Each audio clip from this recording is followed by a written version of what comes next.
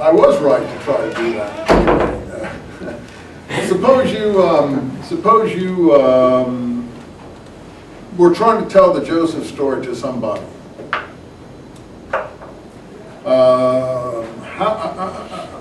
Would you be able to give it word for word from the Bible? Or would you start embellishing it and putting some of your own quasi-memories into it?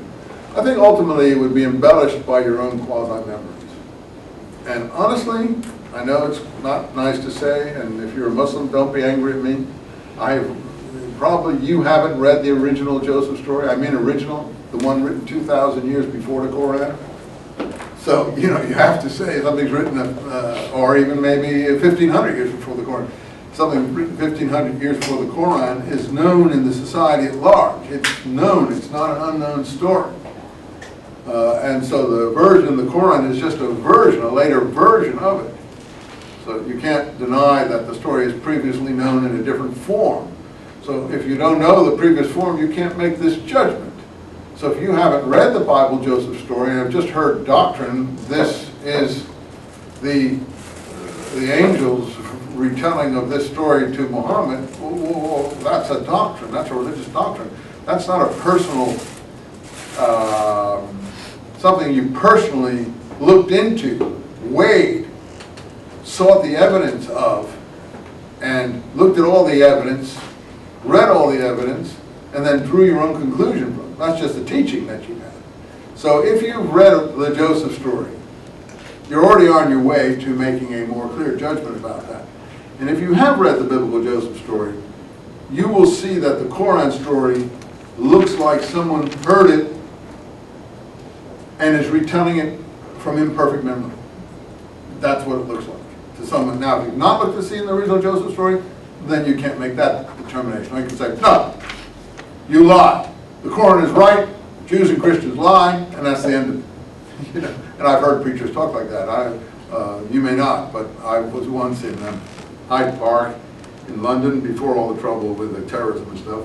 And Hyde Park was the place all the speakers were talking, and there was a Christian preacher who was saying, it was up on a box, and he was saying, and Jesus does this, and then there were some Muslim guys who were living in London in the audience, and everything he would say, they would get out, you lie, and Jesus is the Son of God, you lie, and I knew where they were coming from, because in the Quran, the prophet does say that Jews and Christians have introduced lies into scriptures, which is fair enough. I'm not saying that they haven't. But the point is that it was just funny, but it isn't sufficient, to just yell out, you lie, on the basis of your information. You have to experiment and see if, in fact, that is a lie. You have to weigh the evidence, like any normal, at least in a college. So, I know that goes against some people's beliefs in this room, and I've tried to be kind as I can. But my conclusion is, the prophet could and probably did hear stories in the caravan trade. I would even go personally further. I think he was probably in some sort of training situation somewhere, in a kind of, wherever it was, because he shows that he is aware of groups. And I'll show you where he shows that.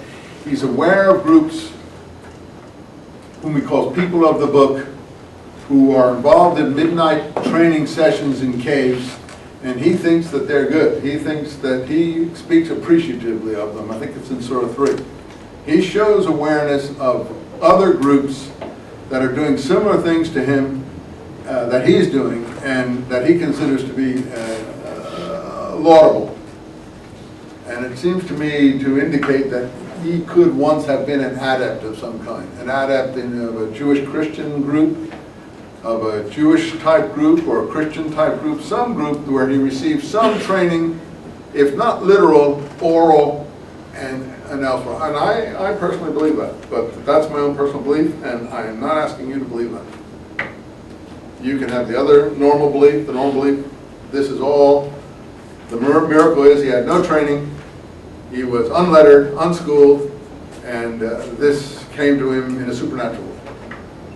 Those are the two positions. You take your pick.